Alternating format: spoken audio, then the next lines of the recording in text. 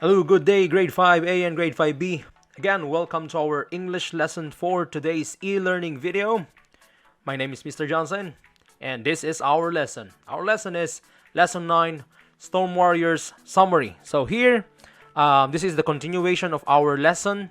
I've given you the first video last Sunday, and this is the summary of that lesson. So I'm going to explain every detail, the settings, the team, the characters, the plot, and I will summarize the lesson 9, Store Warriors. So you can pause this video and prepare the following materials.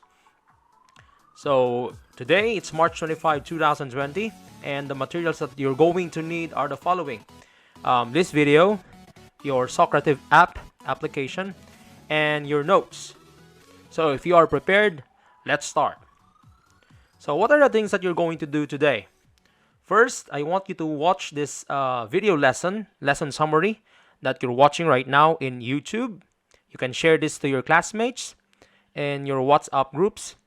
After studying the lesson or watching this lesson, I want you to study your notes. So your notes from last Sunday, your vocabulary and your reading notes, and also the file attached that you have answered, the one that you sent back to my email. You can study it right now after you watch this video. And finally, after studying lesson number 9, vocabulary and reading, you can open Socrative and answer Socrative task or assignment.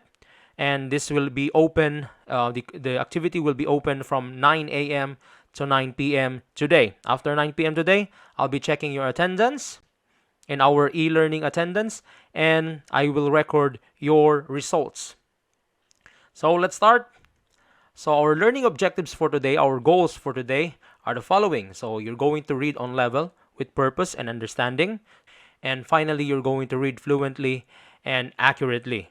Now, for our discussion, now let's go directly to the story. And what are you going to see from now on will be the summary of the lesson. So let's start discussing the lesson. So let's click here. Summary of the story 9, Storm Warriors by Elisa Carbone. So here you can see the setting. The setting of this story. This story is actually based on real life. So this happened more than 100 years ago. So the setting is in Pea Island, part of North Carolina's Outer Banks, in 1896. So this year it's 2020. So this is 1896. It happened a lot of years ago. So and this part of America, of USA, North Carolina, this place, they have a lot of hurricanes. These hurricanes are defined as strong winds with a lot of rain. We discussed this before in social studies. So this is a place where there's a lot of hurricanes, and it's an island. All right. So the characters of the story are the following. So I listed 3 here. So we have Nathan. So Nathan is the narrator of the story.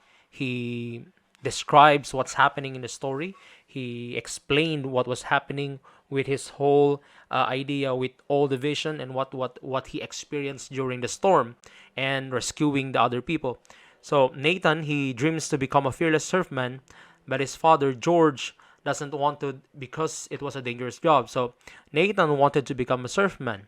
Okay, because these people, they are elite, so which means that they are take pride of what they are doing in rescuing people, and they are very brave and courageous men. But it's a dangerous task, all right. So that's why the father did not want him to do the job or to become a surfman. That's why he studies medical books and learns how to save lives in critical situations. So here he's been studying medical books and learning from it, and in the story, knowledge is also medical knowledge is also very important in saving one's life.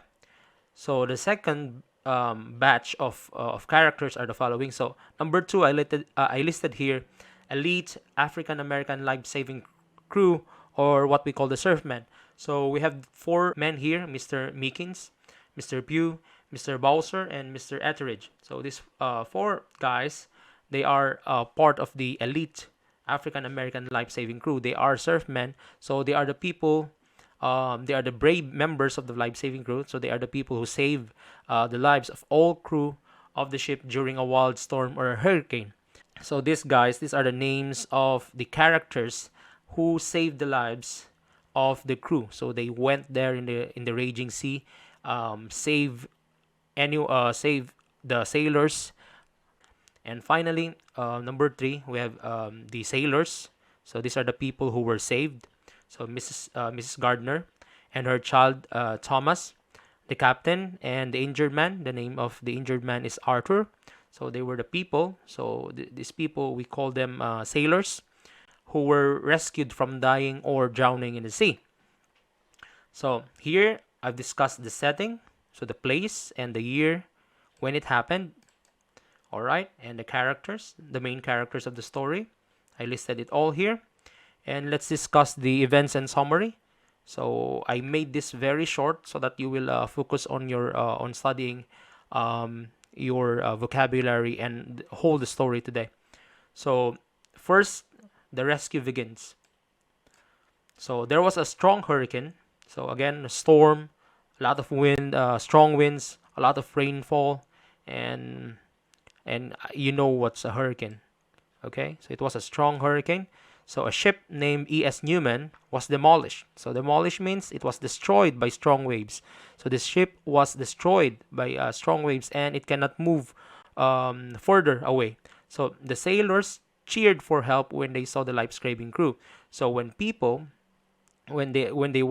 ship was broken, they were waiting for help, and when they are near the shore on P Island, they saw the people, the life-saving crew, and they started to shout for help.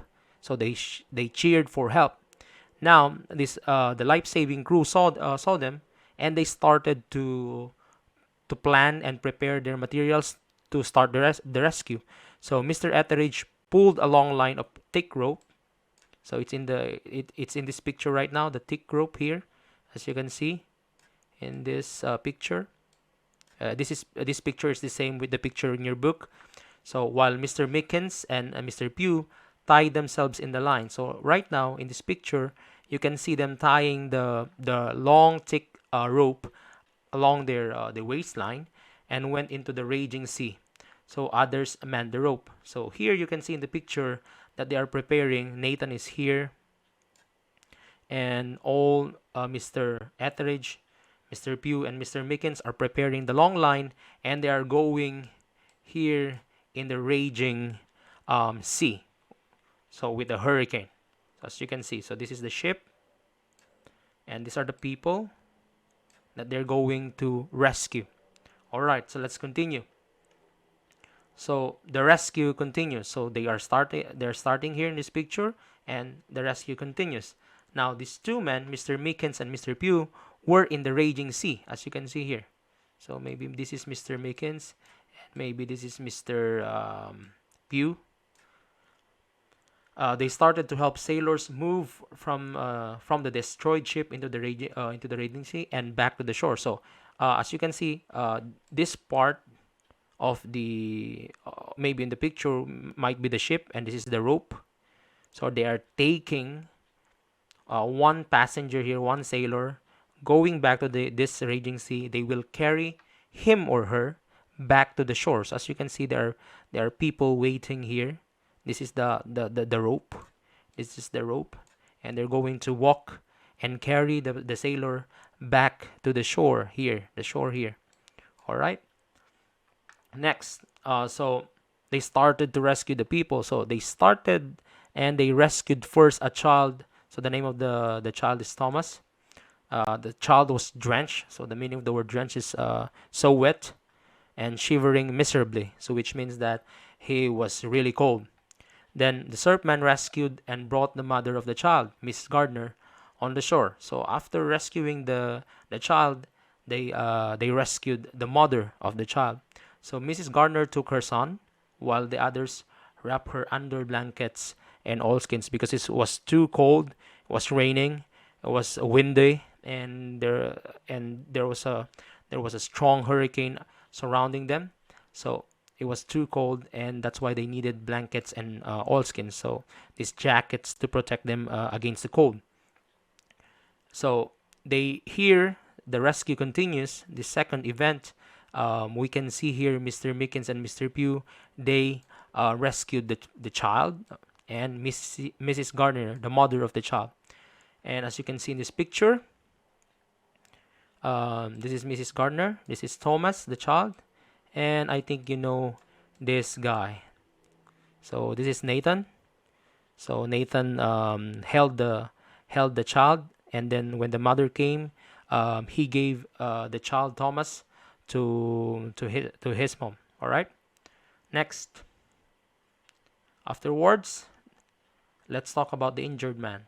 So after Mrs. Gardner was rescued, um, Mr. Bowser was holding another man, and then he said this one was injured. So after they saved Mrs. Gardner, an injured man, the name is Arthur, was brought on the shore. He was bleeding, okay? So he was bleeding here on his head and was having a hypothermia. So hypothermia is a low body temperature, which means that your normal body temperature is actually 37 degrees Celsius. But if it goes to, like, let's say 35 or 34 or 33 perhaps, that is a very dangerous body temperature, and it might cause death. So Mr. Bowser and Nathan lifted him, the injured man, up to the driving cart, as you can see here in this picture. This is the driving cart here. So this is the driving cart. And Mrs. Gardner helped also by taking off his boots. So this is Mrs. Gardner, and she is taking off the boots, and she is also helping Mr. Bowser and Nathan. So as you can see here, Nathan is tending the wound of Arthur, of the injured man, and as you can see, there's blood in his dress, in his clothes.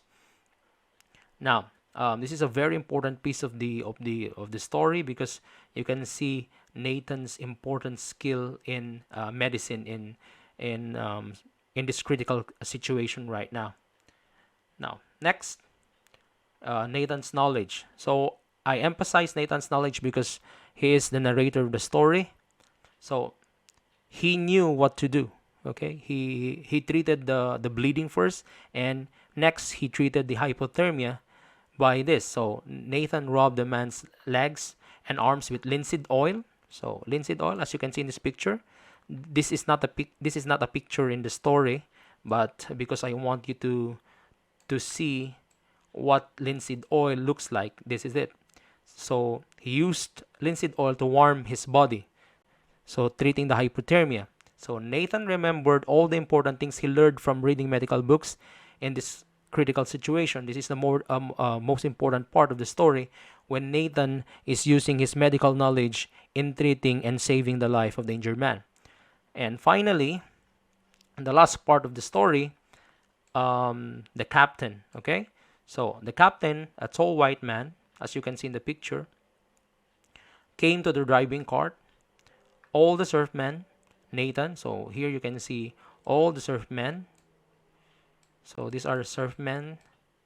Nathan is here, as you can see, and the rescued sailors. This is Miss Gardner, the captain, were in one place preparing to go to the station.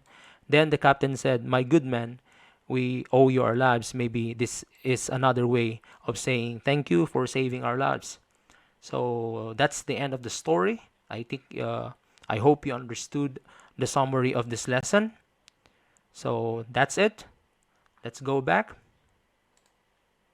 Yes. All right. I'm sorry. Let's go back to the PowerPoint presentation here. And don't forget the tricks and tips that I'm going to tell you today. If you have any questions about the story, you can use the internet browser. You can use Google or Safari. Or finally, if you want to have questions coming from the whole lesson, from the book itself, you can watch the first video of the lesson 9 in this channel. So the one that you watched last Sunday, you can watch it again in this YouTube channel.